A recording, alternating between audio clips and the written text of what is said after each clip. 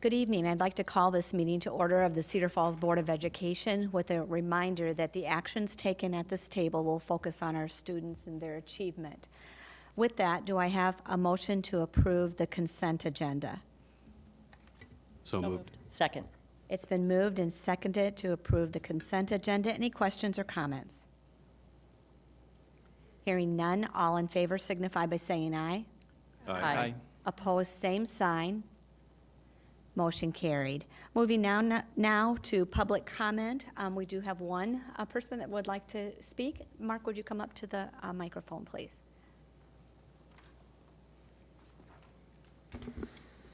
Hi there, I'm Mark Eel, 2308 Primrose Drive. Just want to thank you guys for all the work that you do. It's convenient for me to show up when there's an item of interest, but you guys show up when it's fun and when it's not, so thank you for that.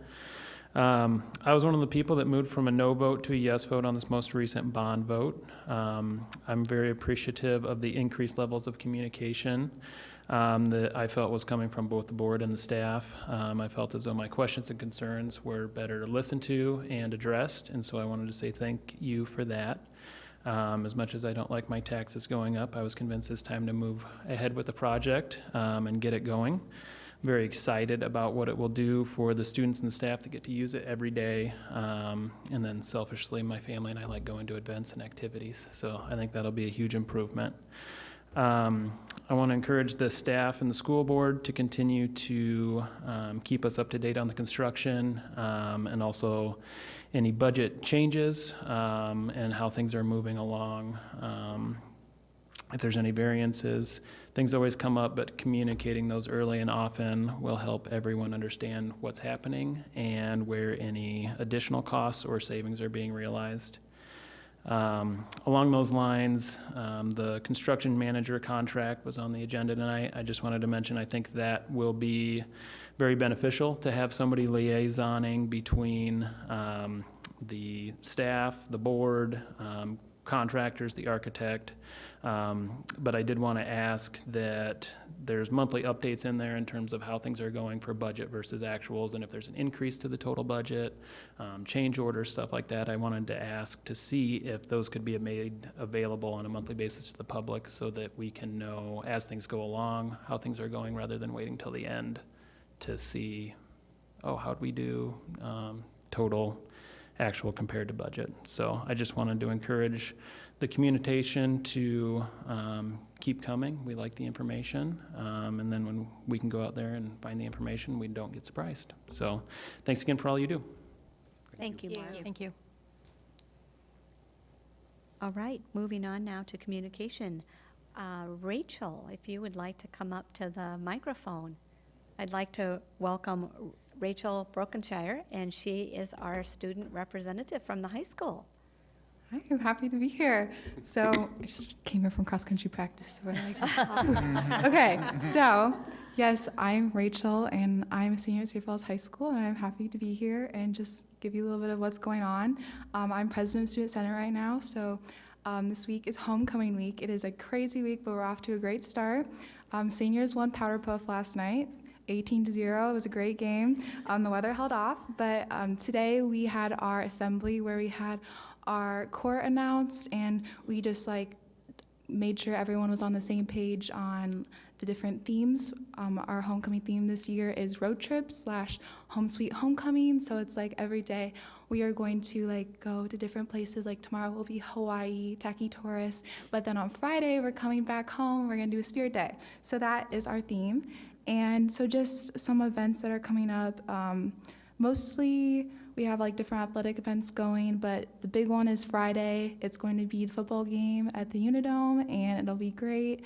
Coronation will be at halftime, and I think it'll hopefully be a win. I think our football team's doing great so far, so it'll be a good time.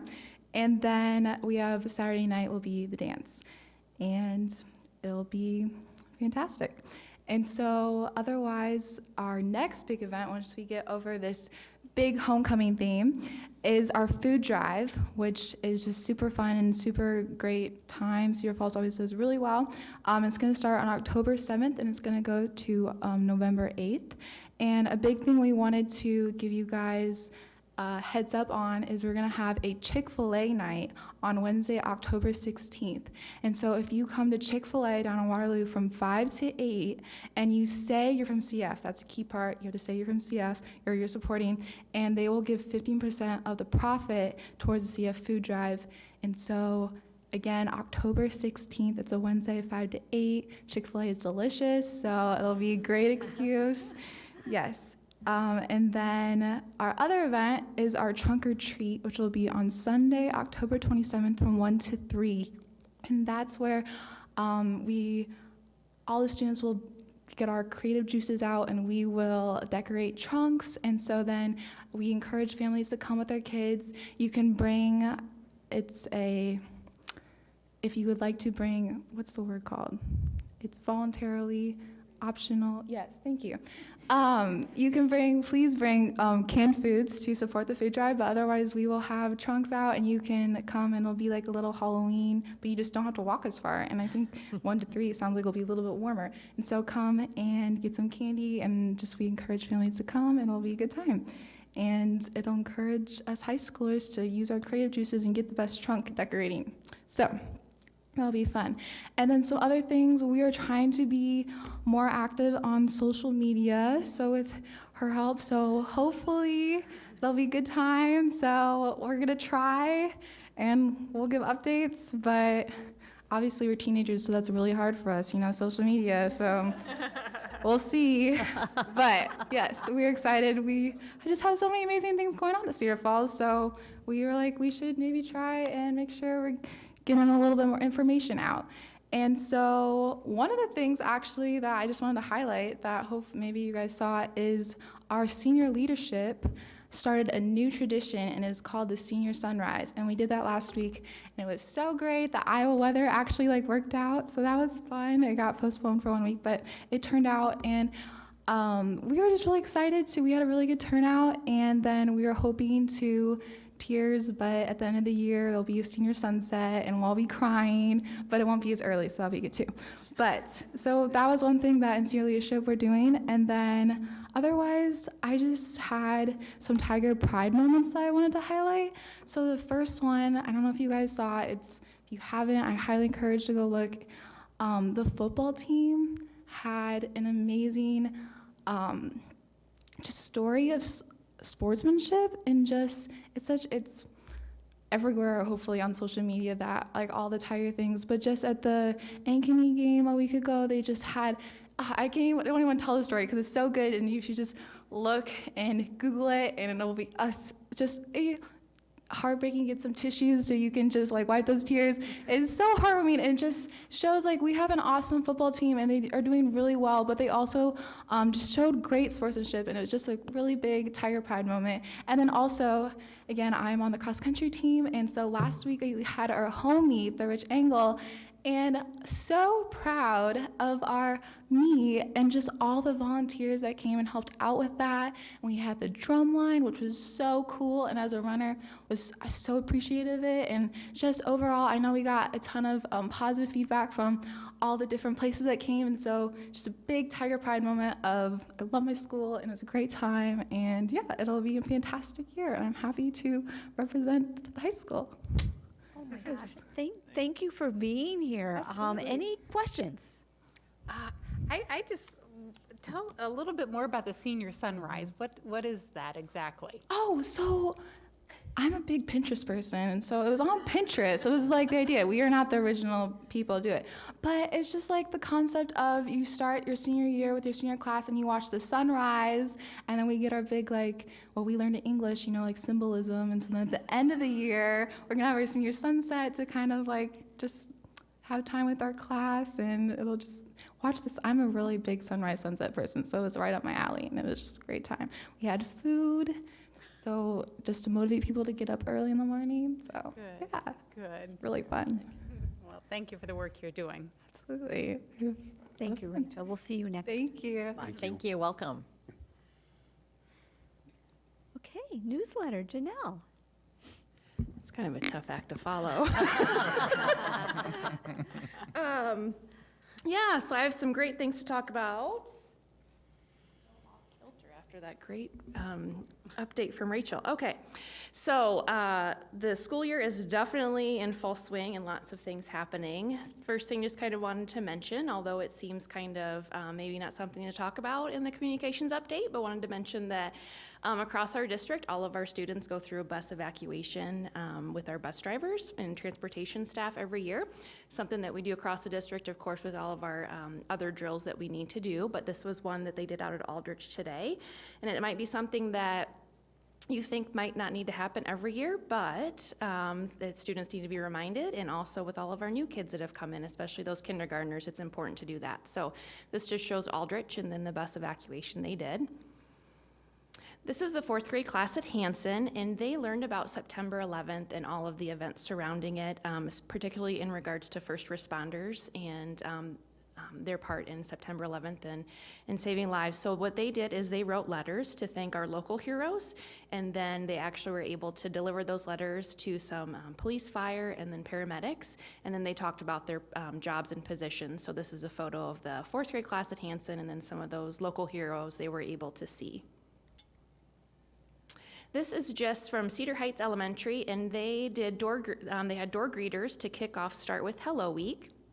And Start With Hello Week is a nationwide initiative that is this week, 23rd through the 27th, in thousands of schools across the country. It's to create a culture of inclusion. So it shows that they value each individual, and it can kind of show that small actions can really make a big difference. So this shows their students that they did signs of different ways to say hello in other languages. So that was their morning today at Cedar Heights. Also wanted to mention we had our Kindergarten Safety City last week, and special thanks to the Target Distribution Center, which hosts that event, and then of course all of those that are out there volunteering their time. And it's a great opportunity for all of our kindergartners across the district to, they're able to actually use the fire hose, go into an ambulance, and kind of learn some things about safety, learning to actually dial a phone. If you see that little girl there, that is not something kids come to school necessarily knowing how to do anymore, is dialing a phone, but they know how to game on a phone. So, but when they look at a phone like that, is something that they might come upon someday, so it's a good thing, good skill for them to learn. This just shows we're kind of at that point now in the school year where students are starting to explore some of their interests in regards to Tiger Time, particularly at the junior high level. This is just the Holmes Art Department, and they did have an origami club that they were able to do some origami pieces. And then they also have some other groups. They have a garden club, yoga. The one on the right side shows some guided meditation that they did during Tiger Time. So they're able to really kind of explore some things that they have interest in, and they're able to go and do these things if they're not required or requested by a teacher, or if they need help in a certain area.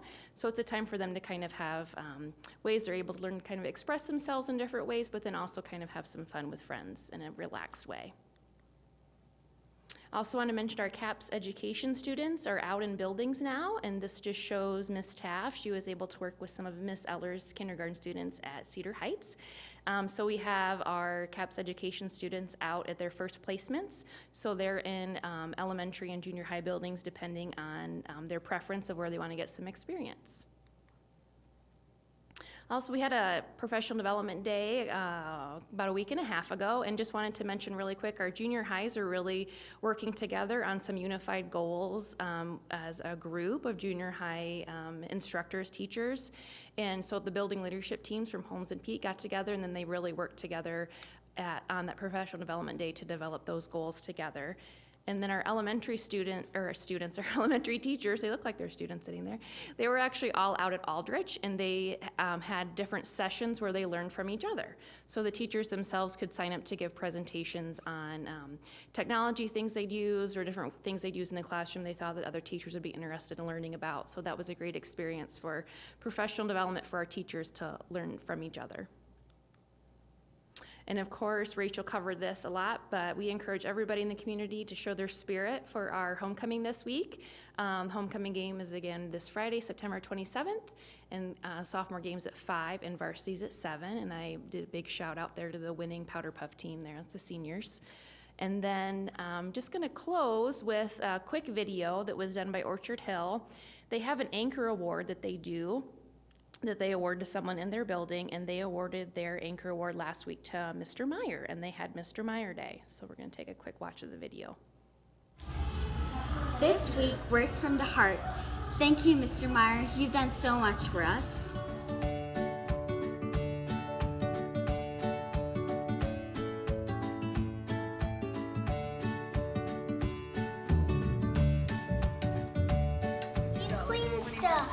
He cleans stuff. He cleans stuff? He cleans stuff. Yeah, classroom. Oh, the classroom? Makes it look nice so we can learn? Yeah. And then, so what did we do for him today? Give him snacks. A big giant pot. A big giant pot. Yeah. How do you think that made him feel? Happy.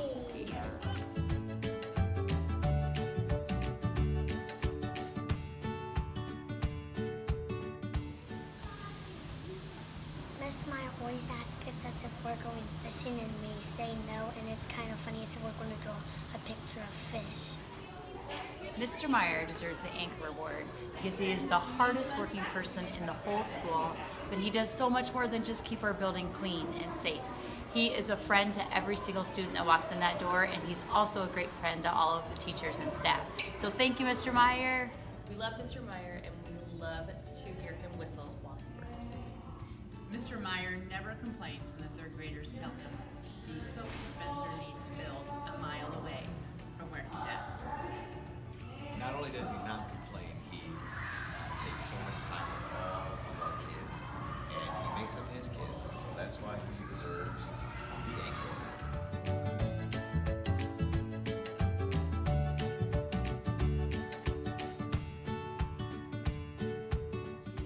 We think that Mr. Meyer deserves this award because he is amazing. He is so patient with our kids, he does all the things that we need him to do, and he lifts the heavy things for us.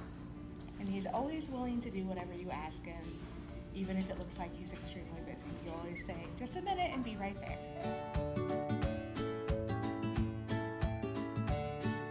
And I like Mr. Meyer.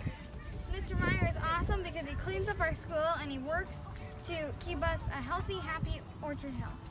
I like Mr. Myers because he's always happy even if his job gets hard.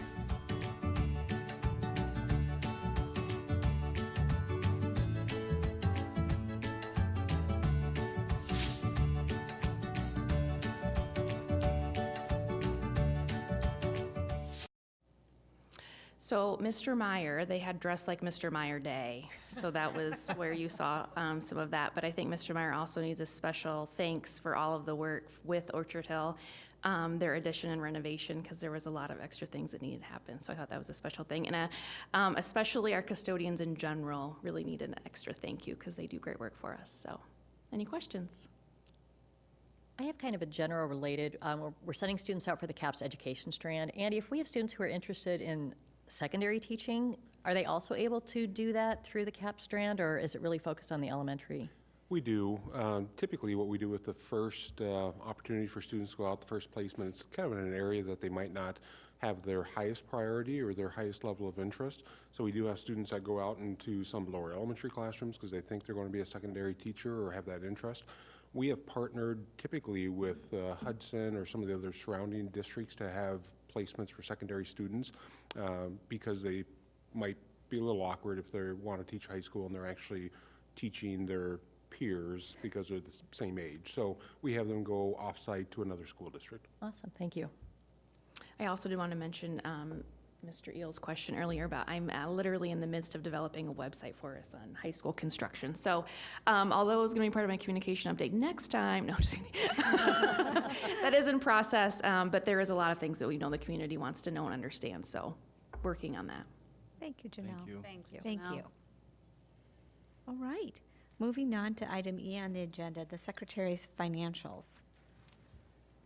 Okay, if we could pull up the Secretary's report, please, for end of August. If we can go to the next slide. For August, for general fund, we had $2,071,000 in our fund balance. If we can go to the next one. In our management fund, in our revenues, we had $439,000. Our expenditures of $428,000. which a remaining balance of $428,000 for August. Our next fund, please. Capital projects. As you recall, we have revenue of 184, expenditures of 0. This is, we are clearing this, this account out. As of September, you will no longer see this as we are finishing up our projects at Orchard Hill, North Cedar, and Aldrich Elementary. Next, please. We have our save, which we have revenues of $457,000. We have expenditures of $571,000. As a reminder, we have transfers out on a monthly basis that will be going into our sinking fund of $436,000, and we have a remaining balance of $6,440,000. Of that, we had restricted funds of $995,000. For our PEPL, we have revenue of $4,300. We had expenditures of $758,000. We had a total remaining fund balance of $3,225,000. In our debt service, we had revenues of $283,000, which was interest. We had our transfer in from our lot, which is $436,000. We had ending expenditures of $0 and a ending balance of $460,000. For our student activity, we had revenues of $95,000, expenditures of $65,000, for a total fund balance of $577,000. For our trust and agency fund, we had revenues of $11,000. We had expenditures of $38,000 and total fund balance of $287,000. In our enterprise fund, we had revenues of $84,000, expenditures of $73,000, and total fund balance of $861,000. And in our coffee shop, we had revenues of $0 because school just started, obviously. We had expenditures of $0 as well, which we had a fund balance, as you recall, of July of $5,399. Thank you. And that's okay. Nope. And our River Hill, as you recall, this would be our flow through to Central Rivers AEA. We had revenue of $146,000 for the final of fourth quarter, expenditures of $393,000, which a total balance of $108,000, which will be cleared out again in September. Is there any other questions? Any questions for Danelle? Absolutely. Yeah, so in our general fund, we're down about $900,000 versus where we were at the end of August last year. I know there were some timing issues. I know that we received funds in arrears, but I mean, can you just kind of shed light on, should we be concerned with that? It was going according to what you thought from a forecast standpoint. If you could just shed some light on that. According to forecast, we are in arrears in regards to funding. We are educating students, 110 more students from last year for this year. So with the increase in enrollment, we don't get those funds, the authority, until this following year. So our balances would go down in that sense. So it is projected and at this time right on schedule at this moment. Okay, and is that difference attributable to just the students, or were there other timing issues of expenses that maybe caused that?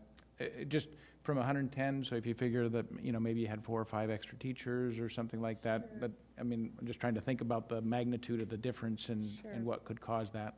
There was some other timing issues in regards to our funding stream for some of our federal projects in regards to reimbursements and expenditures. So those timing issues would catch up as we go on. The purpose of that, they had made some changes within the DE, and they made those changes. It was a monthly reimbursement, now it's a quarterly reimbursement, so that does impact our cash flow and our fund balance as well. So there were some of those changes as well. Okay. Yeah. So a follow-up question on SAVE. Sure. So SAVE, where our fund balance is right now versus where it was a year ago, we're down about 2.3 million or so.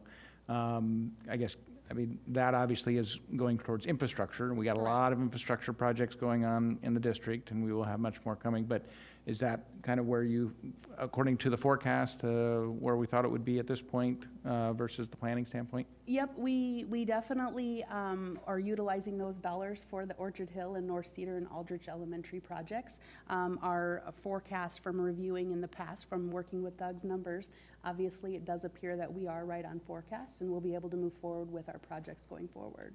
And if I remember right, when we did that bond issue for the schools, for the 3 elementary schools, we allocated $8 million from the SAVE fund that we're going to go to that, so we could, if you will, buy down, and we didn't need to ask the community to come up with as much money. So I assume that decrease in there is part of the reason why, because we allocated $8 million from SAVE fund for that. Okay. That is correct, yes. All right, very good. Yep. Thank you. And You're welcome. just to follow up on that, so this is not as far as the save fund goes, it's not on the revenue side, it's on the expenditure side, is that correct? Correct, Okay. yes. Yep, we are utilizing more of our funds that we had in reserve to issue those expenditures out. Mhm.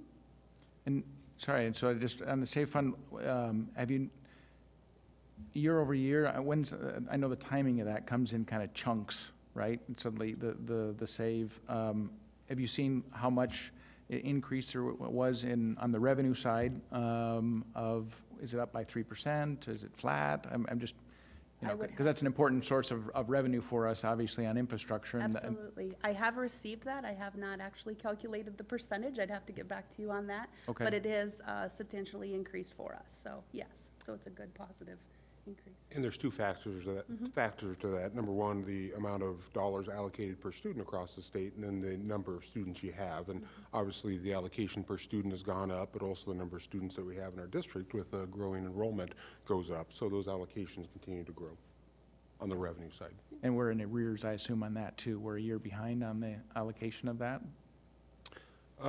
That is actually based upon the enrollment for last year, but the dollars that are allocated are this year's revenue source and revenue stream. So that's how they calculate that. So we're always going to be a little bit behind the number of students we have, but that then is based on this year's dollar amounts allocated. Gotcha. Okay. Thank you. Good questions. Thank you. We'll put the Secretary's financial report on file for audit. Moving on now to item F on the agenda, the approval of placement agent agreement. Sure.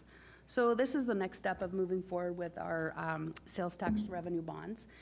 Tonight we have Miss Maggie Berger from Spear Financial. She'll be providing a short review and answering some questions that we may have in regards to the process. But before Ms. Berger begins, I just wanted to give you a quick overview of the process in which we have begun working with Spear Financial. And that was we had provided underwriting services and private placement services, RFPs. We've received those documents back. We've reviewed those documents, and based on the information received, we have determined that it's in the best interest to move forward with the private placement. If we can pull up the slide for that, please. In regards to the private placement that we received 3 documentations, Piper Jeffrey, D.A. Davidson, and I'm sorry, I need to get glasses probably, Northland Securities, and we are recommending to move forward with D.A. Davidson at this time. We have worked with them in the past, if you recall, back in 2016 as well. So, Ms. Berger, if you'd like to join us, please. Thank you for coming. Good evening, everyone. I'm Maggie with Spear Financial. And so as Danelle has given you the information, we did put this out for RFP. The difference a little bit going into this is we're talking about $10 million of sales tax revenue bonds, and this is to get your process started.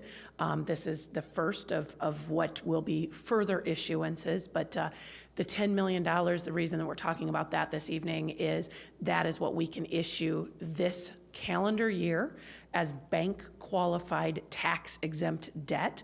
And so that is important because that will get you a little bit better interest rate in the market. Also under your current revenue purpose statement, this is the amount of money that we can issue and still keep you eligible for issuing further debt down the road under the sales tax revenue and meeting the constraints and that are required by those bond resolutions.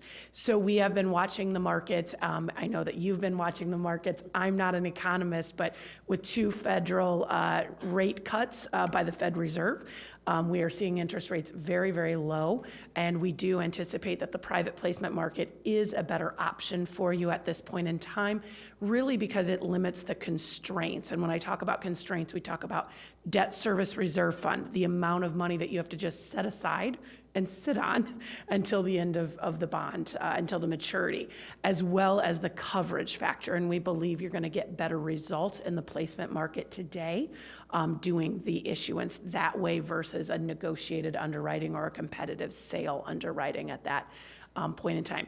From the placement side, it will still be competitive. DA Davidson is going to take this out and put this out to banks and ask for them to provide them information, bids, and then we'll come back to you, I believe at your October 14th meeting, with where that came in and what our recommendation is as to what bank to move forward with on placement. So local banks will be contacted as well as national banks. What kind of questions do you have? So this is a 10-year bond? Yes, so what we're looking at is they have to mature under your current revenue purpose statement by 2031. And so that we are looking at a 2030 maturity right now. Okay, and so this is coming off of our SAVE fund. So we've got 2 bonds out there right now that we're allocating SAVE funds to. So one of them comes and matures, what, in 2024? Correct. And so is this a consistent payment all the way through all 10 years? Or when that first bond matures in 2024, we have more revenue available? Are we then tapping into that and pricing that in here, or are we just keeping it flat straight all the way across? So we're tapping into that a little bit, but the other part that we have to remember is that before that matures in 2024, you likely will need to issue additional sales tax revenue bonds for the high school project. Right. And so what we're doing is we're leveling off this debt that we're issuing so that there is room to build in a year or 2 years that additional debt and still be within the constraints of the bond resolution. So if that makes sense to you, we are wrapping some of this new debt around the existing debt, but we're also anticipating to bring on more new debt in the sales tax arena. So once we issue this based on the projected interest rates and the level to the amount of payments we'll have to service this debt, what will be the total percentage that you project of the SAVE funds that we get in an annual year that will be committed to the debt payment? I would have to look that up, but that we're sitting at for a coverage factor would be a 1.48% is what our projection is. On a global basis because we have 3 on bonds. an annual basis with all 3 bonds outstanding, correct. Okay. I believe that's a little conservative. Even that number may improve a little bit because we're running it at a little bit higher interest rate than probably what we're seeing today. So, yeah. So you should still be exceeding by about 50% what you have in sales tax revenues over and above. And that's where we're building in the ability to bring more debt on in the future. Okay. What do you think the total fee, based on those 3 different bids that we got, and I'm looking at both, what do you think the total amount of fees that we'll have to pay for the issuance of these bonds? Yeah, so the kind fee... of order of magnitude, I know it'll...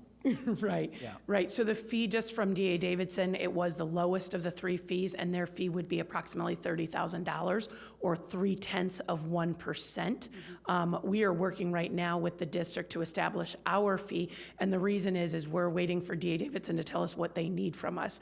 The less they need from us, the lower our fee can get for all of you folks. And so probably we're looking at somewhere around somewhere between probably $50,000 to $60,000 in total fees.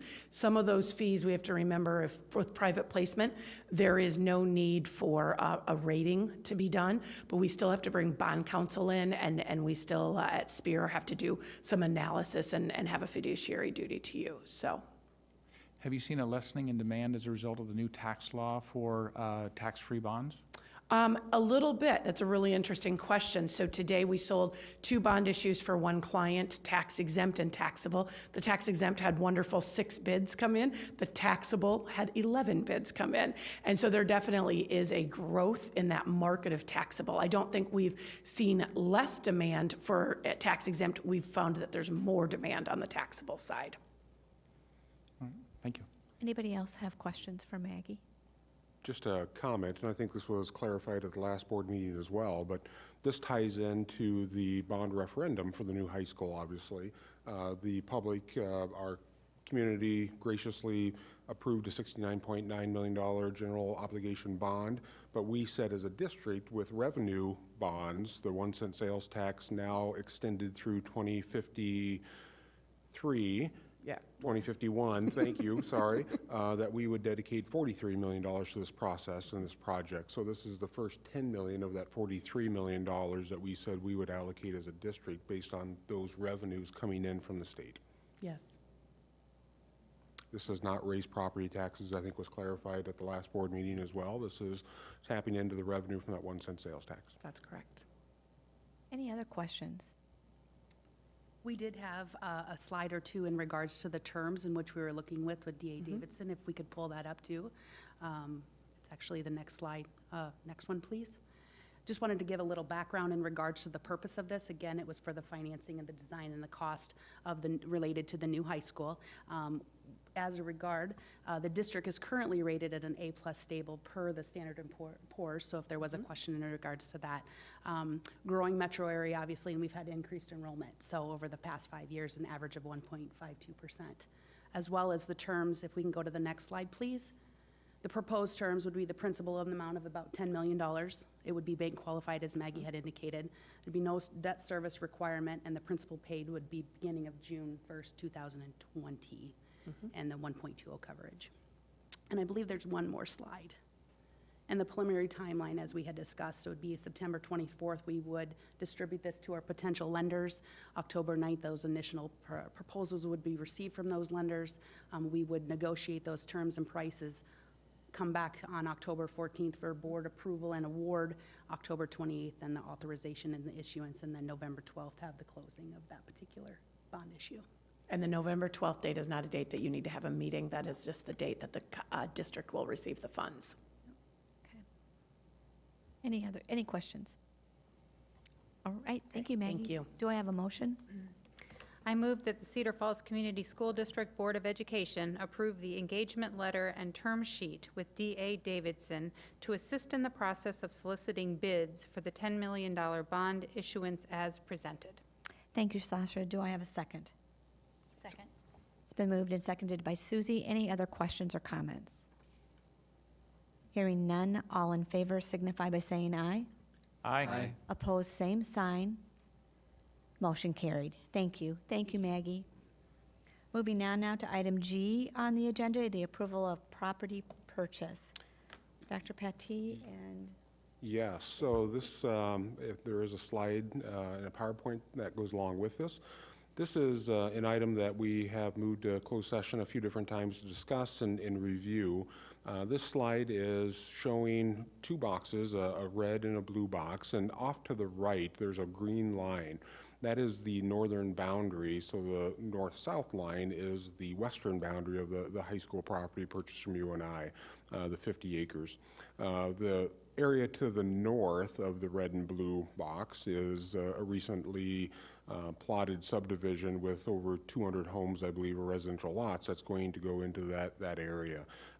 We knew that there was a short window, an option to potentially explore and to look at purchasing of some additional land near that site. So we approached the developer to ask that question. And the difference between the red box and the blue box is of 0.5 acres. It's 21 feet. And we felt it was probably the best interest to look at the 19.5 acres. If you go to the next slide, there are some then information regarding this that we've discussed. Smaller parcel is not available when we purchased the land from UNI. There was an owner of this land several years ago that we had approached to purchase some additional acres and land from. At that time, it was not for sale. At this time, we are now able to purchase some additional land. I think one of the important factors is the ability to move the water detention, retention. Could be a different name for that, for better access to the site and the building. If you go one slide forward, and we'll come back to the next couple of points, this is the high-level rendition that we've had on several different pieces and publications. But there's the detention pond based on the slope and the slant of the water, and we're required to detain or retain water on the site. The opportunity to be able to move that towards the west with the natural slope of the land and up to the upper left-hand corner would be that additional 19.5 acres. It provides a little bit better access to the site, a little bit better visitor, staff, student parking to the site, as well as greater access in and out of the site by expanding that land to the west. And you can see that frees up quite a bit of different green spaces and other opportunities, yet keeping that on our land, and some of the educational opportunities, I believe, that comes with the detention and retention basin, but also the opportunity to be able to tie that back into the arrangements and the opportunity for the neighborhood. Going back to the previous slide, one of the aspects too, we know that this is a highly desirable location due to the fact that the high school will be opened up there, that we know it's important that we have some of the ability to use that land for district use and use that in a wise and appropriate manner. We do know that there are some plans directly west of the high school site, directly west of these additional 19.5 acres that are going to be developed and probably developed much quicker than we anticipated. When we went through a lot of the bond presentation, we talked anywhere from probably 5 to 15 years of that being developed out. That's probably going to happen much quicker because of some of the attractiveness and some of the work that's being done out there. So if you go forward, one more slide, we do know, and this is one that we showed through discovery in the process of the bond, we currently have the 50 acres that we purchased from UNI. This would add another 19.5 acres to have 69.5 acres. This is just a slide of the recent high schools that have been built across the state of Iowa. Both Ames and Ankeny High School were 70 acres of land that they built upon, and you can see all the way to Johnston is 125 that was now opened in its second year, with Waukee being built now with 100 acres of land. So this still is on the low end of that overall acres, but we also know, working with UNI and some of the green spaces and partnerships that we have in place and continue to have in place, will allow us to be able to be efficient and be able to share those spaces. We had a lot of work done, a lot of sessions to be able to discuss price. The 19.5 acres is $40,000 per acre, so the total price would be $780,000. This would come from our PEPL, so there's physical plant and equipment levy. It doesn't impact tax levy rates. It doesn't impact the overall cost of the project for the high school. What it does do, we have been looking for land and the opportunity to potentially shift and do something with our maintenance/transportation facility. It's been in our 10-year plan for multiple years, and that was supposed to be done now. That will push that back probably another year as we continue to look for how do we best serve that.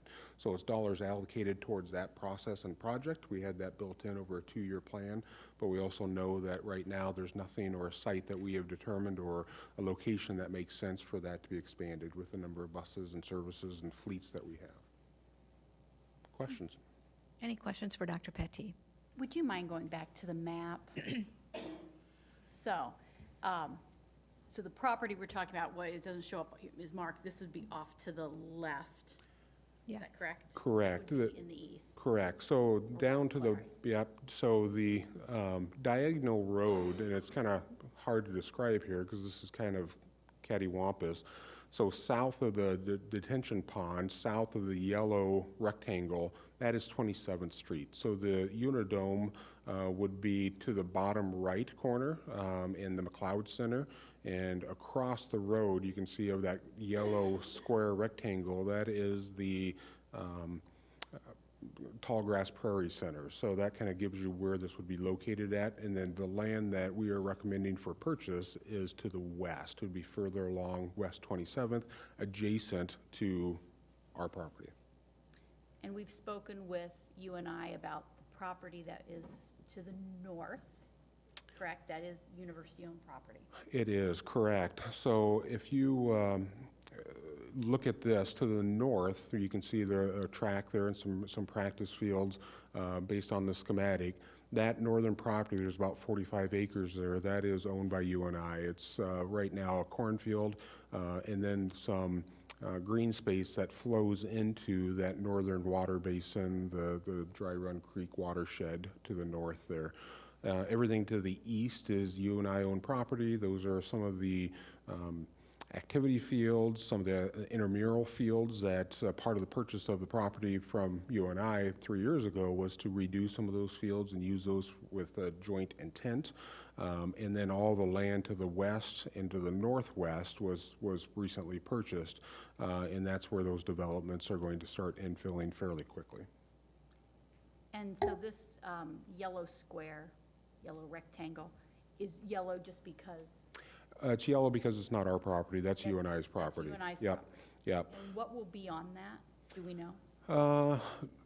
No, there's no intent to develop it. There is a small building there, and then there's a tower, cell phone tower that's there. That's part of a long-term lease agreement that they have in place that was not accessible. So that is roughly, and again, I used to know that number, about 5 acres of land that's dedicated still to UNI. Andy, one of the considerations here is the future expansion and development of the high school. And so this additional acreage will provide us opportunity to have some of that expansion realized in a more comfortable, flexible manner. And that's exactly right. I think, you know, we've talked a long time about the existing structure and the existing building, and we knew that we were so confined by space at that existing site. You need additional acreage for educational purposes, for expansion, for growth, and this will allow us, as we look now towards the future of having a 70-year, 80-year solution for our high school needs, to have those spaces that we can grow into as we look to the future. We've talked publicly quite a few times that 75 years ago now, when the current high school was built back in early 50s, they had, the school board at that time had the option to purchase all the land west over to Hudson. That's now all infilled, and at the time they said we wouldn't purchase that. In hindsight, we wish they would have. I would say in the next 50 years, when we look back and see what we are able to utilize this land for, people are going to say it was an extremely wise decision. Any other questions? And then just kind of a comment. So I think there could be some potential benefit to holding off on our facilities or the bus barn for a while. I know we continue to work with the city as they look at their public works center, and they do expansion there as well. So hopefully, you know, ideally, it would be a great opportunity for us to continue to partner with them and maybe share those types of facilities. So that hopefully maybe will give us a little extra time as they do their work and we do ours, that maybe we could find ways to share resources on that. So, good comment. Good questions. Yeah, just a question on valuation. Yep. How do you know that $40,000 is a fair price? So we've spent quite a bit of time on that to be able to review pricing of not only land within this area, but also land just within this general city when it comes to try to have that expansion. Part of this purchase was recently sold off for $40,000, not necessarily with this access and access to the property that we are going to have off of 27th Street. We also know that there was recent purchases within this region, smaller parcels of land for up to $50,000 an acre. We contacted our appraiser and asked them to give us a number that they believed would be fair, and they came in at $40,000 within the agreement, because again, we've had the conversation with the developer, but also their view that this is probably worth more than $40,000 per acre. So you'll see within the agreement that we won't pay for a firm appraisal, but if they choose to do that and it comes in above the $40,000, which we believe it probably would, then we will say to them that that is then a donation if the appraisal comes in above $40,000 to the district. So quite a bit of research went into that to figure out a fair price. Thank you. Good question. Any other questions or comments? Do I have a motion? I move that the Cedar Falls Community School District Board of Education approve the real estate contract as presented. In addition, move the President and Secretary are hereby authorized and directed to execute the real estate contract on behalf of the Board of Directors. Thank you, Susie. Do I have a second? Second. It's been moved and seconded. Any other questions or comments? Hearing none, all in favor signify by saying aye. Aye. Aye. Opposed, same sign. Madam President, I abstain. Thank you. Motion carried. Thank you. Moving on now to the superintendent's report. Dr. Petty. Yeah, just a couple different items. Upcoming, we Didn't put this on the agenda, but our hope is October 14th, we can do our ACT presentation as well as our Senior Year Plus. We did get those scores. I just don't know when the embargo lifts because they did not notify us of when that embargo takes place and when that is lifted. So the intent is to have that on the 14th, if allowed by the state and Department of Education. We'll also have the certified annual report at October 14th, and then just a reminder, November 20th through the 21st is the IASB State Convention. We just want to put on everybody's radar. All right. Any questions or comments for Dr. Pattee and his report? I just have a quick kind of note for Pam and Andy as we continue to develop CAPS and it continues to grow. I was visiting with a prospective college student today who's looking at business teaching, and I know we partner very strongly with UNI especially to place students in our district and do their student teaching and things like that. So as those opportunities are made available to students, typically we do work with them in a general classroom kind of setting. However, knowing that CAPS is something we're really passionate about, that type of learning is something we really feel is important for teachers to understand and not only replicate in the CAPS program, but in their own classroom. I just wanted to kind of put a note out there as these students come in, it would be great if we're exposing them in some format to CAPS and just what that can look like in their own classroom. As how many hundreds of students are we bringing in on an annual basis, Pam, that we have in our classrooms, would you say? For their student teaching or their field one or their field level field experience. I'll be honest, I don't know that exact date. So I knew that a year ago. This year, I'm not sure how many we have scheduled, but last year was right around 650 students that are placed in our district, either level 1, level 2, level 3, or their student teaching. So just a great opportunity for those potential future educators to learn about a great opportunity to change what learning looks like, change what the student experience is. So I just wanted to kind of throw that out that I was talking to that student today. Well, I think we'd be remiss without saying thank you to Andrew Wynn, too. He wrote a great article on the CAPS program, and it was in the Des Moines Register. Then it was also, I just had a text this weekend from somebody that saw it, I think, in the Nashville, Tennessee newspaper. So it's been picked up and shared quite regularly, which is kind of exciting, and I think it's going to be neat at the convention. The CAPS program will be one of the breakout sessions as far as innovative educational practices across the state, so we have the opportunity to listen to them present as well. Good. Any other questions for Andy? All right. Under board questions and comments. Any questions or comments? Just one comment, beyond the sportsmanship at the Ankeny football game, there has been a sort of a movement of leave it better than you found it across the state of Iowa. And this is where our students, like at Friday night's game at Bettendorf, cleaned up the stands after the game. So now we're talking about a game, of course, that got delayed, that it was probably midnight when they were cleaning it. But what I'm noticing is that it's rolling across, that it's not just Cedar Falls. It is a movement of students participating in community, and I applaud the character building and the staff that are encouraging that. Thank you for sharing that, Susie. Anyone else? There's a previous comment with our speaker that talked about the construction manager contract agreement that was approved at the last meeting, and we agree. We're excited by that and know that that's something that's going to be, I think, beneficial as we look at costing short term, but also just a working relationship for them to be the advocate on site with up to 5 people that will be there during the heavy construction times, making sure that things are done by specs and are on budget and held to budget. And the communication aspect, as Janelle talked about, will be extremely important as we continue to focus on how we communicate out to our community and our public. Yeah, on that, Andy, I know obviously our CM is going to be watching all that very closely and watching the budget and stuff like that.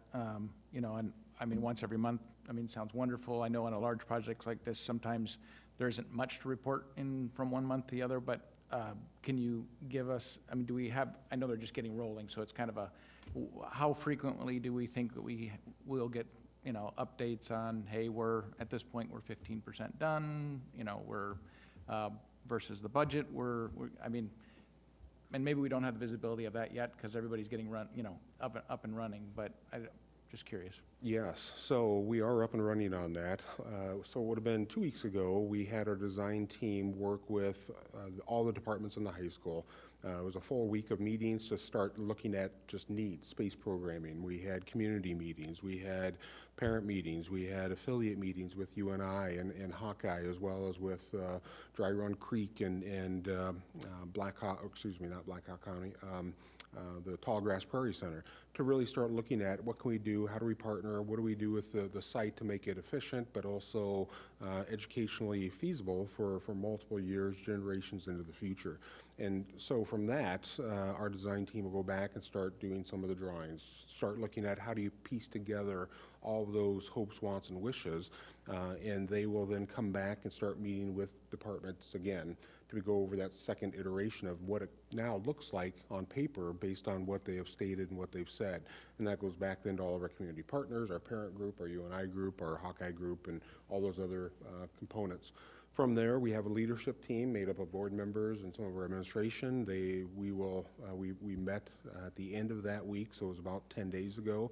We'll meet again, I think it's every 3 weeks roughly, I believe, and those calendar dates are being finalized and put out there, as well as an educational leadership group, as well as a community impact group, involvement group. So we have a lot of these groups working, and it's still really that initial design development right now to be able to get all of the wants to start looking at then how does that fit together so we can start looking at efficiency of space, knowing we have a budget that's firm.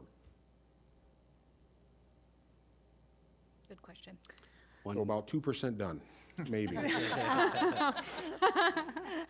Can I ask, I live in the Orchard Hill neighborhood. Looks beautiful from the outside. Can you give us a quick update on North Cedar and Orchard Hill and where those projects are? So Orchard Hill, we got into the last construction space at the beginning of last week. That was the old gymnasium that's converted into a makerspace art room as well as a collab space. And so that construction basically is all finalized. We're going through all the punch list components now. North Cedar, we will be in the gymnasium on Monday. That is all the floors all laid, everything's completed there. And then the cafeteria with some final components should be about a week later. So that should be finished up here in about a week and a half to 2 weeks, and everything should be finished besides punch list items at that project as well. So both had some small stalls with some of the construction and the weather, but I think we are in a pretty good position now with both those projects wrapping up. Excellent. Love to get a chance to see those sometime. Yeah, and we'll have ribbon cuttings as well. We wanted to make sure that everything was completed, and we want to do those kind of in the same time frame, not the same day, but the same week. That way we have some consistency and people can see both spaces in the kind of the same timelines and time frames. And tremendous spaces. We're so appreciative of our community, and I know certainly our staff, our students, our parents that have been in those spaces, very appreciative of what they provide. Sasha. Yeah, I just wanted to add that tomorrow there's going to be a tree planting, phase 2 of the Lone Tree Road in the North Cedar neighborhood. And so the 5th and 6th graders at North Cedar Elementary School will be participating in that planting. So if you're able to come out and take a look at what they're putting in, I think they're going to be putting in more urban trees, smaller trees, crab apples perhaps, I think. So that'll be fun and exciting. Is this on the south side of the road, or not sure? I think it's on the north side, but Okay. it's... So the last year's planning was on the north side? Right, yeah, but I think it's farther to the east. Okay. Mm-hmm. Yep. Good. Lots of things happening in the district. Just want to remind the board to get into the Google Doc that Andy shared with you after the last board meeting, if you have not already, and sign up to champion one of the goals. And there can be 2 people that sign up. So if you could do that by the time we meet next board meeting, I would be very happy about that. Thank you. Anything else to come before the board? Do I have a motion to adjourn? So moved. It's been moved by Jeff Orvis. Do I have a second? Second. It's been seconded by Sasha. All in favor signify by saying aye. Aye. Opposed, same sign. We are adjourned. Thank you.